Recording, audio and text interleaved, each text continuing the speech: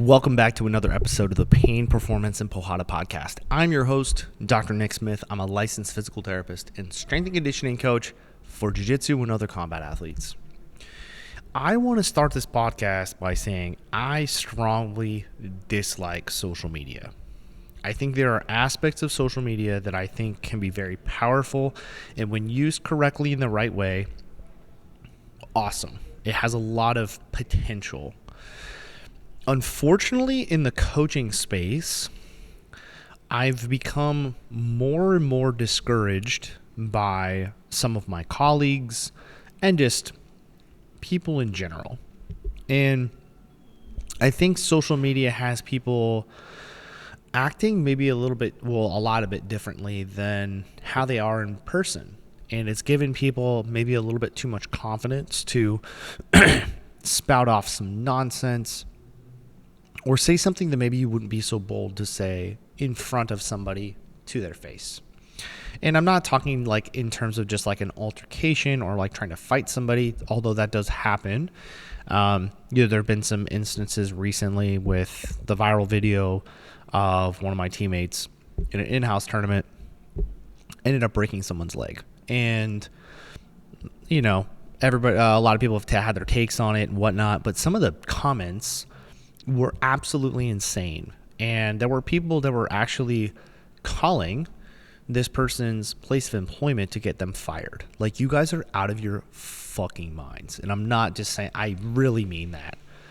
The fact that people are so bold on social media to be able to something that doesn't actually directly impact the person who is doing this action, to feel the liberty or the ego or the narcissism, whatever you want to think that you're important enough to be able to do something like that is actually insane. To call somebody the plethora of things on social media because there's a gap, something you would never say to their face because that's not the reality of it. Aside from just the nasty comments and just like disgusting whatever about social media that I dislike, there's been a trend lately in my coaching group of people. I don't know if it's group. I don't know if it's mine necessarily, but people that I know, people that I follow that have larger followings have trended away from posting content that serves their niche or serves helping people, and it's become social justice warrioring about other maybe competing beliefs about coaching. I don't know if that's the right way to put it. And using their platform to individually pick apart people, coaching methodologies, mostly people. Talking about other methodologies in a broad scope and being like, this is why this is not a thing is one thing. But to actually like call out specific people, knowing that it's going to cause controversy, knowing that people are going to comment on it, whether it's from one side of the fence or the other, simply to get clicks and views is disgusting. And I hate it. And it makes me want to pull away from even putting anything on social media anymore, because it's just like slop porn for people to just like get involved and get in their little echo chamber of like, this is the person I follow and I'm on their team, so I'm going to talk shit on another person. And as coaches, like, our job is to serve the people that we work with, hopefully aspire to work with in the future.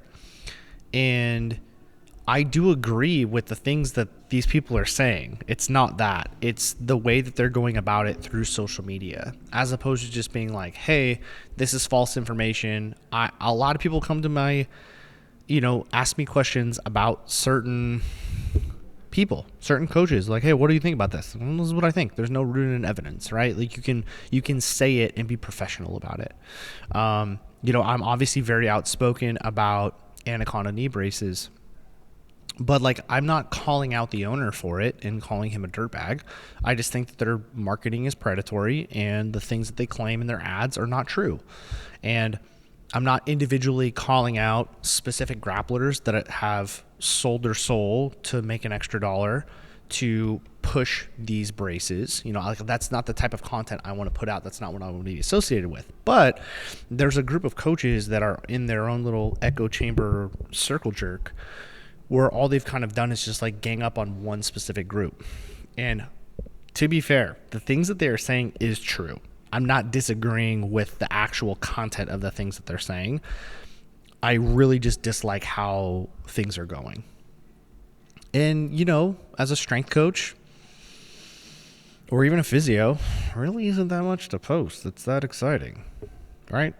You post your tips and tricks.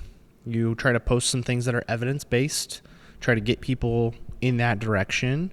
You highlight and you praise your athletes who are kicking ass and showing that, these things are helpful. And that's pretty much it. And then if you want to have a little bit more of a personal brand, you can let people kind of into what you do day to day. For jiu-jitsu, it's the same shit. It's like, hey, I train, I lift, I have a family, I like Star Wars, my shit looks like lightsabers, and I like Pokemon cards and other stuff. I have other hobbies, and I let people in on that to some degree. You might get to see some of my music tastes based on the videos that I post of me lifting. It could be anywhere from Miley Cyrus to, death metal. So like those are ways where the audience can get to know me a little bit better. And I know some of these coaches are just like kind of playing off each other and taking it as an opportunity to just like throw the green screen on, steal somebody else's content, and then talk shit about it. And it's like, it's gotten old.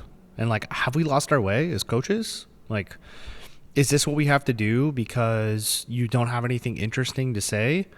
I don't know. It's disheartening though. And I don't like the way that it's going, and I've started to unfollow more and more people. And it's tough because in certain cases, like I've met some of these coaches in person, and that's not how they are. It's just like, that's their social media presence. That's the brand they're trying to create because they want to, boost the algorithm, and they want eyes on their content. Yeah, it's disappointing. It's been something that's been really, it doesn't make me want to put out content because I don't want to get into that space. The algorithm or whatever, like my content's boring as hell. Like I'm aware of that. There's nothing really sexy about like, hey, be consistent over the next 5 to 10 years and you don't sleep more than 8 hours. There's nothing sexy about that. What I do is not sexy in any way, shape, or form. And unfortunately, in order to get attention, to get eyes, to get whatever on your content, unless you're really persistent or you really have to kind of like, it seems like people are just trending away and just starting to shit on everybody else. You got to cut everybody else out, call them out individually, create issues, create drama where two sides of the fence can then fight with each other in the comments and boost your views and shares and all that stuff. And it's disheartening. It sucks. If you're listening to this, the three of you that listen to this podcast, and thank you, you guys are awesome. If you guys end up seeing that I post that kind of content, I would hope that you call me out on it. I think it's one thing to address things from a scientific standpoint, bringing things up to declare like why something is maybe problematic, why things could be unsafe. But individually calling out a person, tagging them, putting their face on your own content, and then doing a green screen behind, it's bad. And I hope it's just a trend that goes away. I really do. Some people have made careers out of it. A lot of people have actually made careers about it, now that I think about it. People that I really respect. And maybe that's just the way social media is going to be for a while.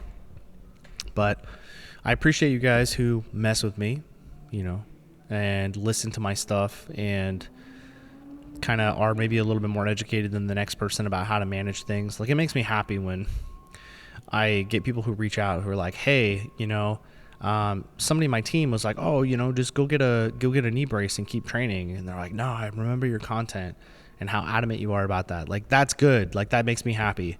And unfortunately, not everything can be like that. So, I'm depressed now. I'm just bummed out. But I'm going to keep doing me and, try to make this stuff if it's not going to be necessarily sexy in terms of the content, I'm going to try to make it look better, make it more visually appealing, be able to communicate my thoughts and better with you guys, improve my skills. That's always something I can do. I can maybe use better quality camera and, just make it more sexy in that way. But it makes me curious, have coaches really lost their way? There's a lot of people on social media who aren't on social media and they're great coaches, just because somebody has a big following does not mean that they're more credible. Somebody's got a big following, be wary of me. I don't even have a huge following. I have a large-ish following. Be wary, ask questions, question me. That's good. That's a good thing. If I'm doing something that's not evidence-based, I've said things in the past on social media that I have recanted and be like, I was openly wrong about that, or the evidence changed. What I thought before has changed, and I'm open to this because it's evidence-based, and that's how it should be. But I don't want to be openly on social media, like tearing apart people and stealing their content to talk about it, even though the things that are said are 100% valid. I don't know. I don't find the appeal in that. So that's it for now. You guys are awesome. Thank you for the 3 of you that listen to this podcast or watch on YouTube. You guys are awesome. For now, that's the end of this episode. Remember, pain is not something you should fear, just something you should respect. This is the way.